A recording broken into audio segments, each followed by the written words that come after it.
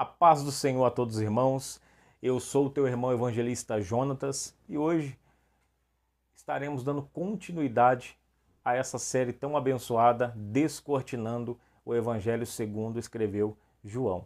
E nesta feita nós estaremos analisando o capítulo 2 de João. Há dois assuntos.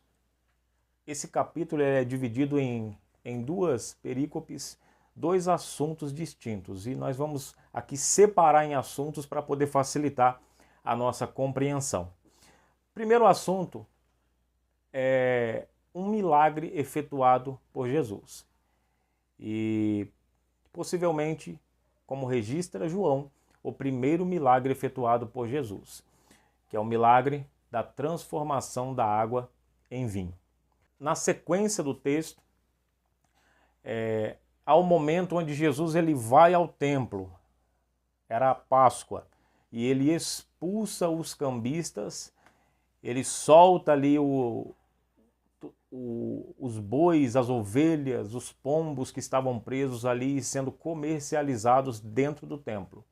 Então são esses dois assuntos que nós estaremos tratando hoje, e no final de tudo isso, de cada assunto, nós estaremos aqui perguntando o que isso tem a ver comigo. Então vamos lá? Você que não é inscrito no nosso canal, se inscreva no canal para você poder participar, para você ser integrante desse grupo aí que tem ajudado esse canal a crescer, ajudado esse canal a chegar mais longe com o seu conteúdo.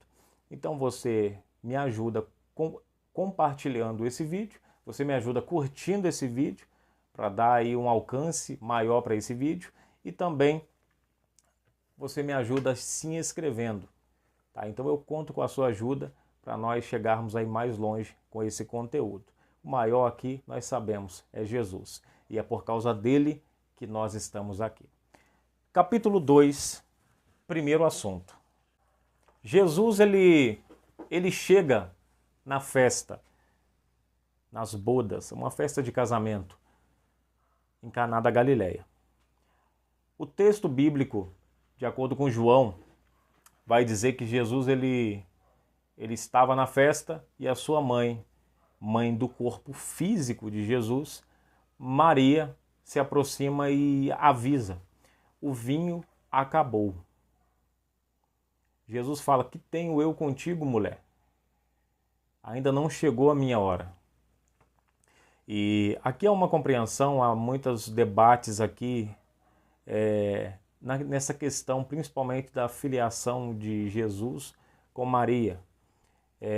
Não na questão de questionar essa filiação física, material de Jesus, mas sim uma filiação divina de Jesus, porque houve um concílio até para debater esse assunto. Houve um concílio, o terceiro concílio ecumênico em Éfeso, e lá tinha duas pessoas ali principais que estavam debatendo esse assunto. O primeiro era Nestório. Nestório era um camarada que estava defendendo que Maria não era mãe de Cristo, Deus, mas era mãe do homem Jesus. Então ele vai separar essa divindade de Jesus dessa humanidade de Jesus, tá? Enquanto Cirilo, ele vai defender que Maria era mãe de Deus. Daí nasceu o termo Theotokos, que é mãe de Deus. Só que nisso há uma problemática muito grande. Porque nós encontramos no Antigo Testamento, no Novo Testamento, alguns encontros de Deus em forma teofânica com alguns homens, os quais não conseguiram ficar de pé mediante a sua glória, mediante o seu poderio. O homem sempre teve problema com esse contato com a glória de Deus. Por isso, todas as vezes que Deus se manifestava era de uma forma teofânica, era uma manifestação de Deus, ali para se aproximar do homem, mas não matá-lo com a sua glória. Moisés pede para Deus mostrar a sua glória, para ficar mais claro. Êxodo capítulo 32 vai mostrar esse momento, onde ele fala, rogo-te que me mostre a tua glória. Ele fala, nenhum homem é capaz de ver a minha glória e permanecer vivo. E Deus faz um acordo com ele, fala, Moisés, você se coloca atrás da penha. A minha mão vai estar sobre você para te proteger. E você vai me ver passar de costas. Então olha o tamanho da grandeza da glória de Deus. E Deus fez isso pensando no corpo físico de Moisés, que não suportaria o contato com a glória divina. Então, só para os irmãos entenderem essa posição. Daniel tem um contato ali com Jesus. E isso fica claro porque ele fala que esse era semelhante ao Filho do Homem. E depois, de acordo com a profecia, nós percebemos que era o próprio Cristo ali, uma manifestação do próprio Cristo ali a Daniel, trazendo revelações futuras. A Bíblia diz que ele, quando ele vê esse homem de branco, semelhante ao Filho do Homem, mesma expressão que João usa quando vê Jesus na ilha de Patmos, na visão que ele tem da glória e vê aquele homem no meio dos sete castiçais de ouro, ele também cai. Daniel cai no chão.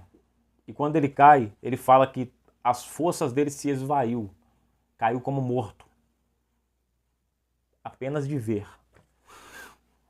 Isso lembrando que Deus sempre, ao se aproximar do homem, era uma manifestação teofânica. A teofania tem um sentido de manifestação, manifestar, Deus se manifestando, Deus aparecendo de uma maneira que ele ocultava, de certa forma, a sua glória para não ferir o homem. A santidade de Deus em contato com a pecaminosidade humana feria o homem, era prejudicial ao corpo humano. Então, o homem com contato com essa glória, o corpo humano não comporta, não suporta. Então, todos os homens que tiveram contato com Deus caíram, não conseguiram.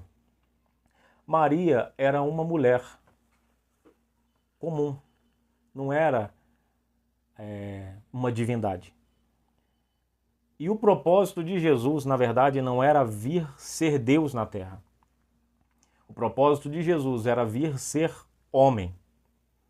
Esse era o propósito dele. Filipenses capítulo 2, versículo 5 em diante, ele vai mostrar isso quando ele diz que de sorte que haja em vós o mesmo sentimento que houve em Cristo Jesus, que sendo em forma de Deus não teve por usurpação ser igual a Deus, mas se esvaziou-se da forma divina, para se tornar homem e servo, pelo qual foi até a morte de cruz.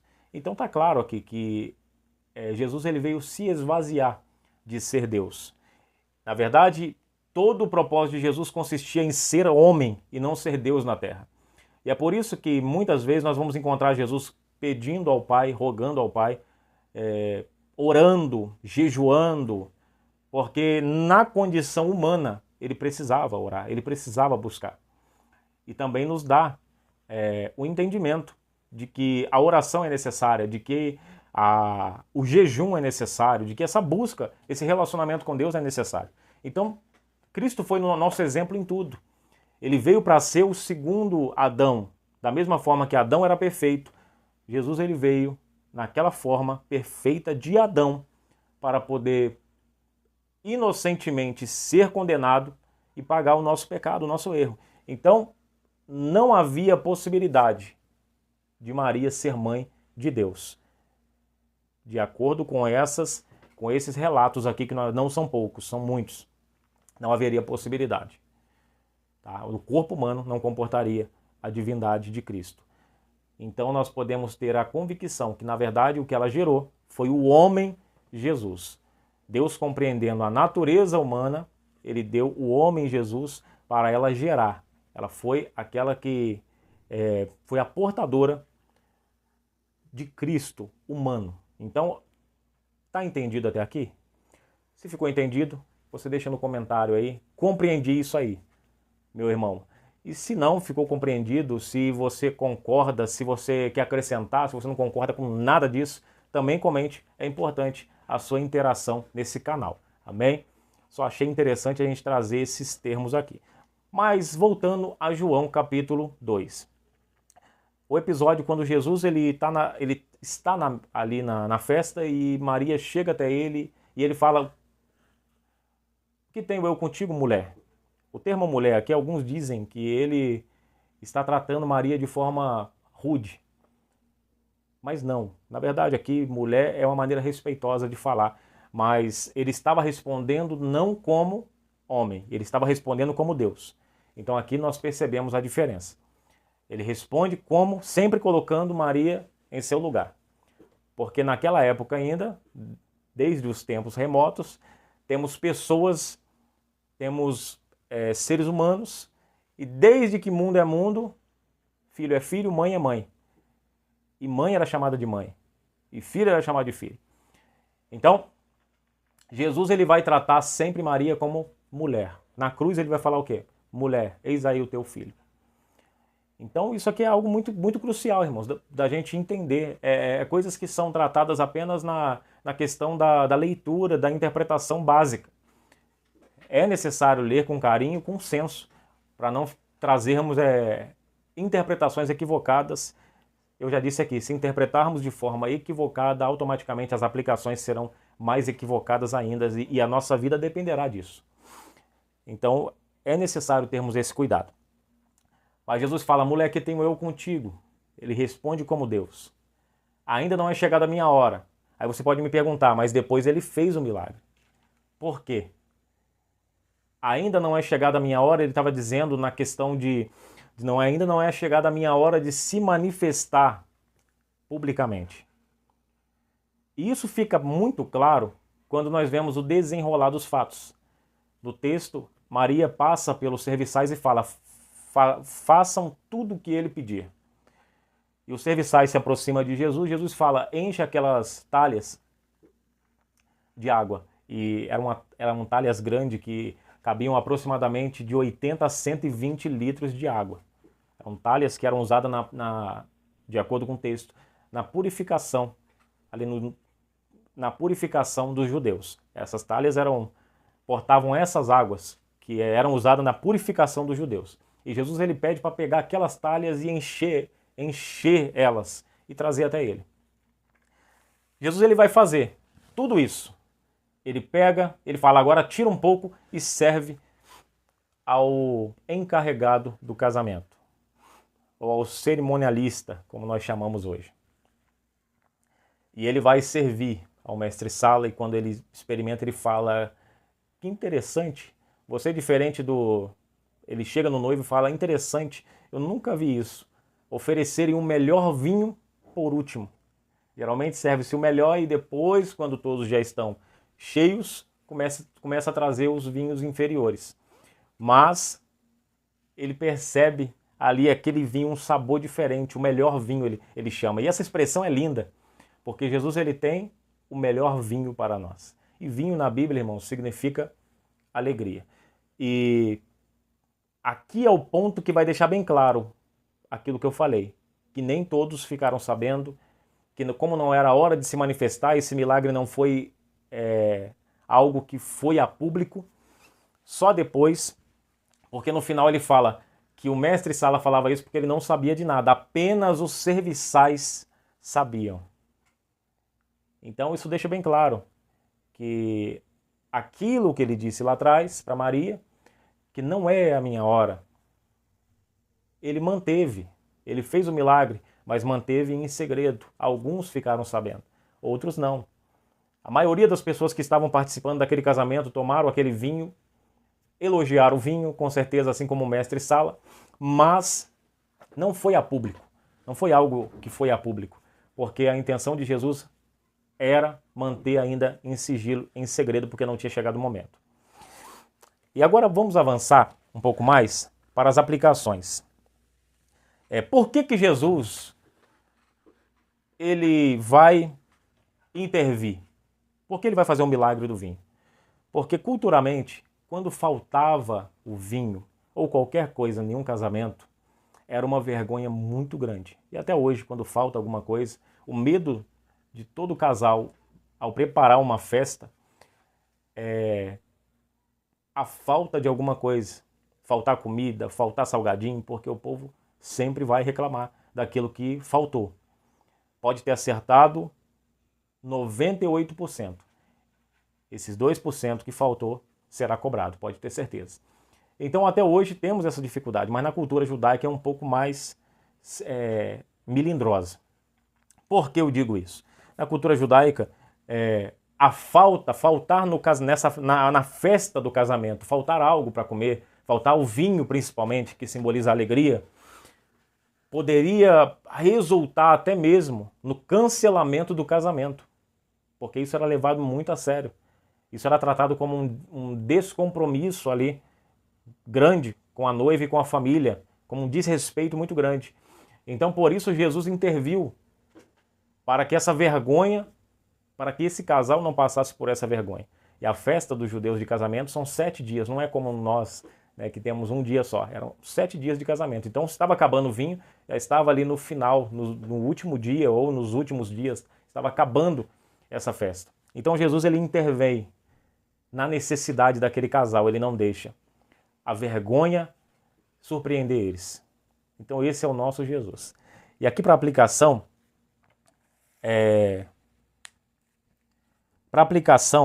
o que isso tem a ver conosco? O que isso tudo tem a ver conosco? Eu não estou casando, você pode falar eu não estou casando, porque tudo na Bíblia precisa ser aplicado. Se nós lemos a Bíblia e aquilo que eu tenho lido não se aplica a mim, não tem por que eu ler. Tudo na Bíblia tem uma lição prática para as nossas vidas. Então, a Bíblia não é um livro comum. A Bíblia é o livro das revelações de Deus. Então, qualquer texto bíblico que seja na genealogia, aquela coisa que todos nós, às vezes, temos dificuldade de lidar, há uma lição de Deus para nós, é só ler com cuidado. Então, nós temos que ter carinho ao lidar com a Bíblia. Não podemos deixar que a alegria acabe na nossa casa, na nossa vida. O vinho simbolizava alegria, o símbolo forte da alegria na cultura judaica, e biblicamente falando, o vinho é o símbolo da alegria. Então nós não podemos deixar a alegria pela nossa salvação. A alegria, não podemos permitir que essa alegria acabe. Acabando-se a alegria, acaba-se o prazer, acaba aquele desejo de estar na presença de Jesus, muitas das vezes, muitas coisas, e nós não podemos deixar que isso aconteça. A alegria não pode terminar, até porque a alegria que o Espírito Santo de Deus nos dá, ela é incondicional. Essa alegria, ela não depende de coisas acontecendo para que ela incendeie o nosso coração. Onde o mundo está caindo, essa alegria permanece em nossos corações. Essa é a alegria como fruto do Espírito que nós temos que ter. Então todo cristão tem essa alegria e não pode permitir que ela seja apagada. Coisas vêm. O sistema no mundo e até mesmo religioso, dependendo da sua situação, da sua circunstância, te aperta, te oprime, mas todo aquele que é fiel a Deus, todo aquele que ama o Senhor Jesus Cristo e a sua palavra, vai permanecer alegre independente da situação. Não existe aquela coisa de que me frustrei, parei, desisti. Não, não vai desistir, porque a alegria que o Espírito Santo de Deus te deu, ela está dentro do teu coração, ela está na tua mente. É algo que está gravado na tábua do teu coração e na sua mente, então não tem como você deixar de sentir essa alegria, porque ela é mais profunda do que aquilo que você vê, do que aquilo que você toca. Essa alegria que, segundo o Espírito Santo, é uma alegria que inunda o nosso ser e nos faz ter uma expectativa além daquilo que nós estamos vendo. Outra lição muito interessante é que da água que você tem, Jesus pode fazer o milagre acontecer. Jesus não manda os serviçais ir fora. Poderia mandar comprar o vinho. Poderia mandar buscar recursos fora. Mas Jesus ele vai usar aquilo que estava dentro da festa. Jesus vai usar aquilo que os noivos tinham. Ali dentro tinha as talhas com água. E ele vai falar, enche essas mesmas talhas, porque eu vou usar o que eles têm para efetuar o milagre. Então perceba que Deus sempre irá operar com a sua participação. Deus sempre conta com você na participação do seu milagre. E aí eu pergunto, você está disposto a fazer algo em relação ao milagre que você tem tanto buscado? Porque talvez consista nisso, hoje, a ausência do seu milagre. Porque na Bíblia nós não vemos o homem de braço cruzado, enquanto Deus faz todas as coisas. Não. Deus precisa derrubar um gigante que tem afrontado o seu exército. O que ele vai usar? Um homem formado, soldado? Não, ele vai usar um menino. E o menino tem o que em mãos para poder lutar? Quais recursos? É o recurso que ele já tem. Habilidade, confunda, cajado. É o que ele vai pegar, é o que ele vai usar. E Deus vai usar a pedra que Davi tem para derrubar o gigante. Moisés estava diante do mar e Deus fala o quê? O que tem na sua mão? Ele fala, o cajado. Então, bate com ele, toca com ele no mar e ele vai se abrir. Então Deus vai usar sempre para fazer o milagre aquilo que você tem em mãos. Não é algo que você vai ter que comprar, não é algo que você vai ter que conquistar, vai ter que ralar para conquistar, não. É algo que Deus já te deu, que já está com você. Então percebe como somos nós que dificultamos as coisas? Porque na verdade tudo que você precisa você já tem. É simples assim. O que você precisa, na verdade, você tem. E Deus só quer ver o que Ele te deu em movimento. Ele quer ver o que Ele te deu se movendo nas tuas mãos. Deus espera de você e de mim, enquanto nós aguardamos o milagre acontecer, que aquilo que Ele nos deu para fazer esteja em movimento. Nós precisamos estar fazendo, nós precisamos estar praticando, nós precisamos estar trabalhando com aquilo que Deus colocou em nossas mãos.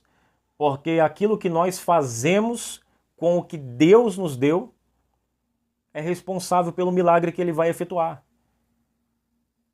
Obviamente que somente o que você tem em mãos não fará o milagre acontecer, porque o que você tem em mãos é algo que nós podemos chamar de possibilidade. É possibilidade, mas Deus trabalha com impossibilidades. Então, o sobrenatural acontece quando você está na sua posição, quando você está na tua condição, na condição que Deus mandou você estar, na posição que Deus mandou você estar, e Deus então vem com o sobrenatural, com o poder dele, e ele aperfeiçoa, e ele faz o milagre acontecer, transforma a água em vinho na sua vida. Então não se preocupe, talvez você esteja passando por um momento de impossibilidades, e você está pensando, mas da onde eu vou tirar o recurso? E hoje você não está nesse vídeo à toa, hoje você está recebendo uma palavra que diz para você que você já tem o recurso. Não precisa ficar olhando para um lado e para o outro. Você já tem o recurso, olha para dentro de você, olha para suas mãos, olha para sua casa, você já tem o recurso. O que você precisa fazer agora é continuar movimentando o recurso que você tem. O que Deus deixou para você enquanto você aguarda o milagre? Quais foram os dons que Deus deixou com você enquanto você aguarda o milagre? Enquanto isso, nós vamos trabalhando, enquanto Deus prepara aquilo que Ele irá realizar na nossa vida. Vamos avançar aqui mais um pouco, porque há muito aqui a ser tratado. Isso é muito interessante, porque poucos versículos e nós temos muita aplicação aqui para trazer para os irmãos. É muitas lições, né? Se você tem gostado dos conteúdos, compartilhe com mais alguém. Pode ser que aquele irmão que você conhece, que está passando por uma dificuldade agora, por uma situação, esteja precisando de ouvir essa palavra. Seja você um instrumento de Deus e compartilhe com ele agora. Talvez seja aquela irmã, compartilhe com ela agora e seja você o canal de Deus para evangelizar e para ajudar aqueles que estão precisando. Agora, do versículo 12 ao 25, será tratado o momento onde Jesus ele vai para Cafarnaum. E era Páscoa. E ele vai entrar no templo. E quando ele entra no templo, ele vê os cambistas com as suas mesas, contando dinheiro. Ele vê bois, ele vê ovelhas, ele vê pombos. E ele vê ali uma grande feira dentro do templo. E isso toma Jesus de tanta ira que a Bíblia diz que ele faz um chicote. Ele faz um chicote. E ele começa a bater nas mesas, e ele derruba a mesa, e ele derruba a moeda, e ele solta os bois, ele começa a bater em tudo que estava na frente dele. Tamanho foi o furor de Jesus ao ver o que eles estavam fazendo dentro do templo. Que coisa horrível. Era o que Jesus estava vendo, o que fizeram com a casa de Deus naqueles dias. E os bois, ovelhas e pombas eram animais oferecidos. Eu creio que a ira de Jesus também tem a ver com essas questões literárias que nós temos aqui, históricas até. Os pombos, as ovelhas, os bois eram usados nos rituais, os sacrifícios. As ovelhas e os bois eram para pessoas que tinham uma renda um pouco mais alta, tinham uma condição melhor financeira. E no dia da expiação eles iam lá e ofereciam o melhor que tinha. Uns ofereciam ovelha, outros ofereciam bois, mas tinham aqueles que não tinham condição financeira. E esses que não tinham muita condição financeira, eles tinham a possibilidade de levar pombos ou rolinhas. E era o que eles levavam e ofereciam, e o seu pecado era expiado momentaneamente. Mas isso trazia, de certa forma, uma paz a eles, porque isso foi deixado por Deus, era necessário para aquele tempo.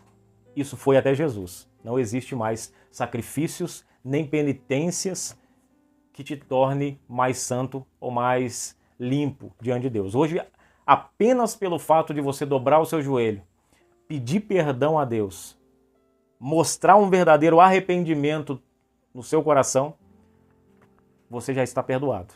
Você já alcançou o perdão de Deus e a graça de Deus. Prova disso é que Joel, capítulo 2, versículo 13, Joel vai falar para o sacerdote. Ele vai falar: rasgai o vosso coração e não as vossas vestes. E as vestes ele está apelando ali para a tradição, que quando alguém se arrependia, rasgava as vestes, ficava triste e queria mostrar uma tristeza exacerbada com algo que aconteceu contra Deus. Ele queria dizer que estava triste demais e expressar isso exteriormente, então ele rasgava as vestes. Só que Joel olha e Deus revela a ele, para ele trazer essa profecia, que na verdade eles estavam rasgando só as vestes, mas o coração deles não estava sangrando. Então isso é um chute na hipocrisia. É um chute na hipocrisia que ele estava dando naquele tempo. E tudo isso era usado, todos esses animais eram usados no sacrifício. Agora a minha pergunta é: o que esses animais estavam fazendo dentro do templo, possivelmente no pátio do templo, sendo comercializados? Porque eles estavam ali e porque a ira de Jesus. É porque aqueles homens que estavam vendendo, eles estavam lucrando com a fé das pessoas. Eles estavam se aproveitando, porque as pessoas iam lá e às vezes não tinham condição, e quando chegava no templo lá, eles ofereciam: tem aqui, ó. Se você precisar, tem boi. Você tem dinheiro? Tem boi. Você tem dinheiro para pagar? Tem ovelha. E você consegue um perdão maior. E tem também o pombo. E eles começaram a fazer comércio da fé. Então você imagina como que isso mexe com Cristo. Cristo sabendo que ele veio para poder perdoar os nossos pecados. E ele sabia, só Cristo sabia, como que o pecado feriu a humanidade e quantos anos que o pecado já vinha machucando a humanidade, sabotando a humanidade. E Jesus, ele sabia disso. E esse era o estado daquele tempo. Estavam fazendo o comércio da fé. Era o comércio da fé. Vocês precisam do perdão de Deus, Se tem dinheiro, nós vendemos a solução para o seu problema. Então esse era o problema, essa era a sutileza de ter para comercializar animais que eram usados no sacrifício dentro do templo. Esse é o X da questão. É como se eles dissessem dessa forma: vocês precisam do perdão de Deus. Vão ter que passar por nós. Nós temos para vender. Eles vendem aquilo que traria momentaneamente o alívio para a alma deles, pelo fato de alcançar o perdão de Deus, os seus pecados serem expiados momentaneamente naquele momento, através daquele sacrifício. Então eles estavam vendendo, comercializando isso. Então nós vemos, infelizmente, isso hoje. Hoje não se faz com animais isso. Mas hoje nós vemos um sistema religioso preparado para se vingar daqueles que contradiz o que eles dizem. O sistema religioso de hoje, ele é tão opressor quanto ou mais. Ele é muito opressor, esse sistema religioso. Que o que ele fala não é não, e o que ele fala sim é sim. E ai daqueles que falarem não naquilo que ele disser sim. E ai daqueles que disserem sim naquilo que eles dizem que é não. Ainda que não haja fundamentos para isso. Então você quer identificar um sistema opressor narcisista? Se você não tem a possibilidade de contrariar,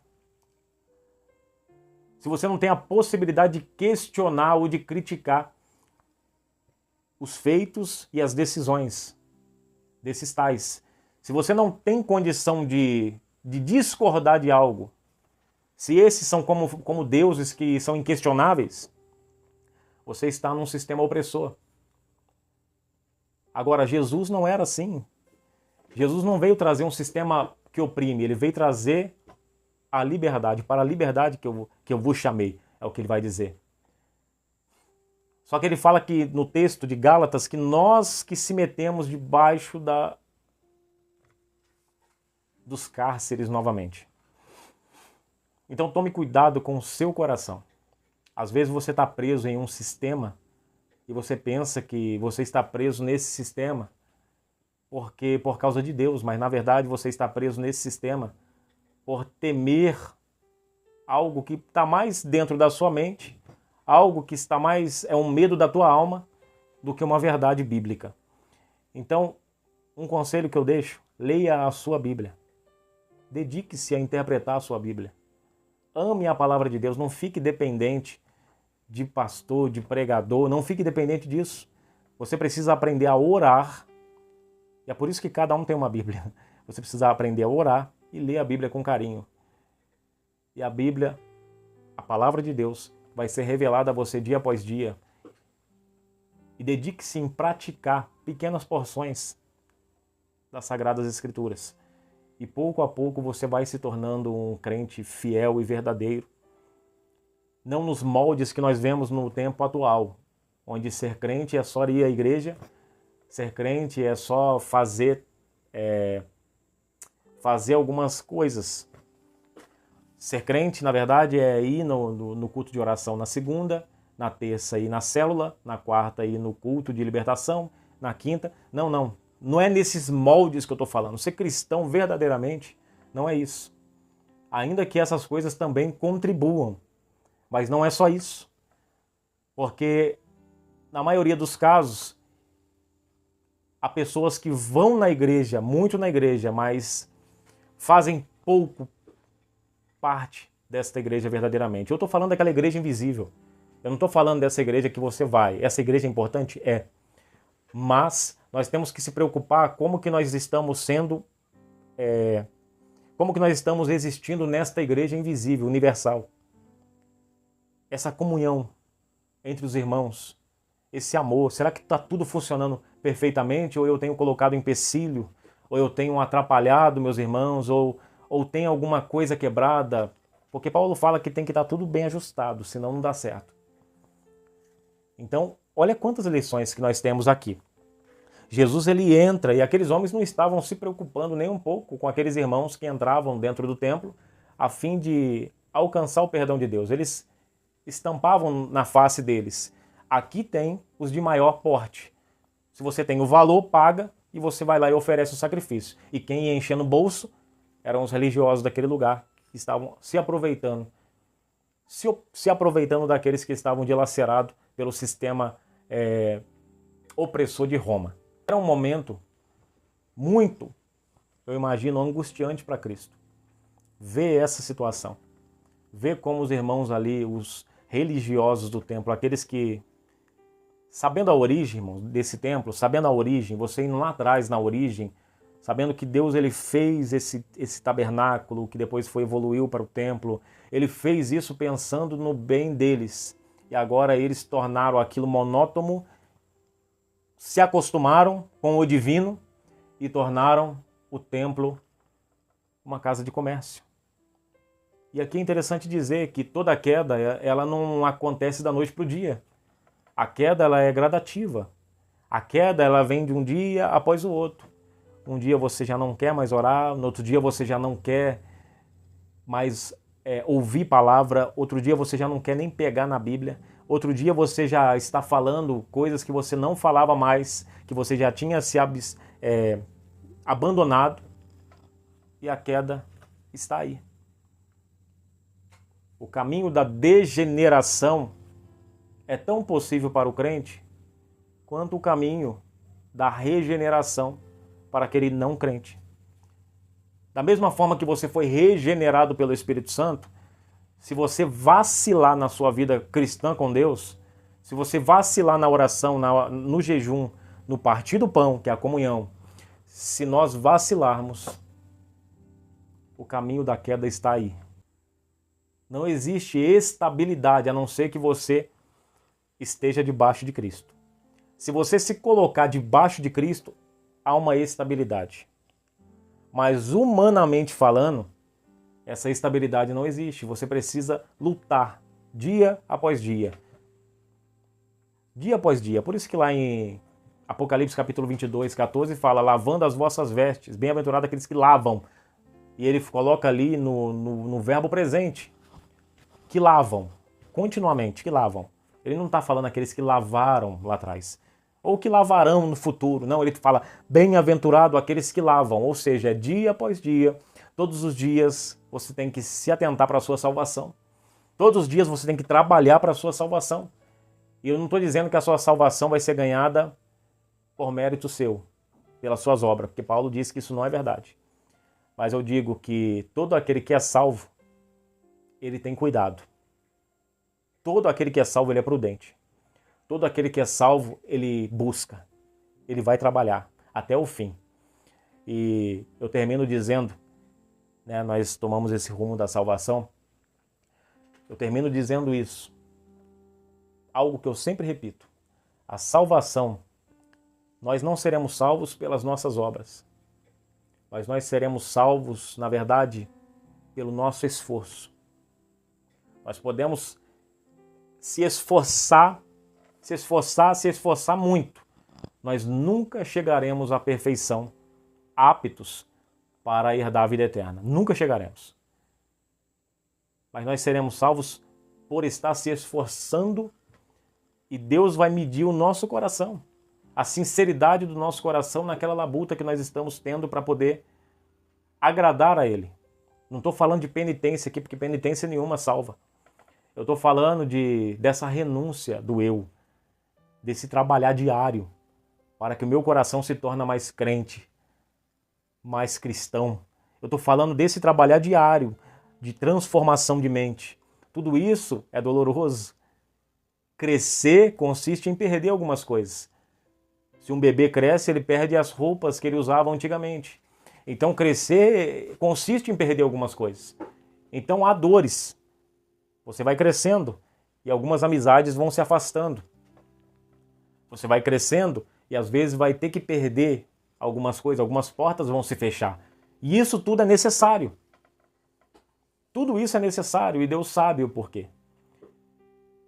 Mas o mais importante de tudo isso é você saber que todo esse processo é Deus trabalhando no seu caráter cristão, te aperfeiçoando. E quanto a isso, nós temos uma promessa maravilhosa que diz: aquele que começou a boa obra é fiel para completar, consumar aquilo que ele iniciou na sua vida. Então Jesus, ele chega no templo. A referência desses bois, que tudo era usado no sacrifício, está em Levítico 5:8. Depois você abre e leia, medite nesses textos que nós estamos passando aqui, porque isso é importante para a compreensão do texto. O que isso tem a ver conosco? O Senhor Jesus hoje pode estar diante do seu templo e do meu templo. E ele pode estar com o chicote. Ele pode estar com um azorrague, como diz algumas traduções, expulsando coisas que não deveriam estar tomando conta no nosso coração. Expulsando a avareza.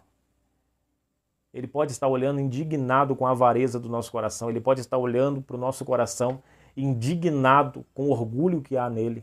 Ele pode estar olhando para o nosso coração indignado com o egoísmo que há nele. Jesus, ele pode estar diante do nosso coração agora indignado com a desigualdade que há nele, com a soberba que há nele. Ele pode estar agora com o chicote. E a intenção de Jesus é limpar esse templo. Ele não está satisfeito com o jeito que você tem levado a sua vida. Ele não está satisfeito. E por isso, ele pode estar com o chicote agora, diante de você. E você pode estar desesperado, desesperada, em ver toda a casa bagunçada, todas as emoções afloradas. Mas entenda, primeiro ele bagunça para depois arrumar. E isso é uma coisa que nós todos sabemos. Ninguém faz faxina sem tirar os móveis do lugar.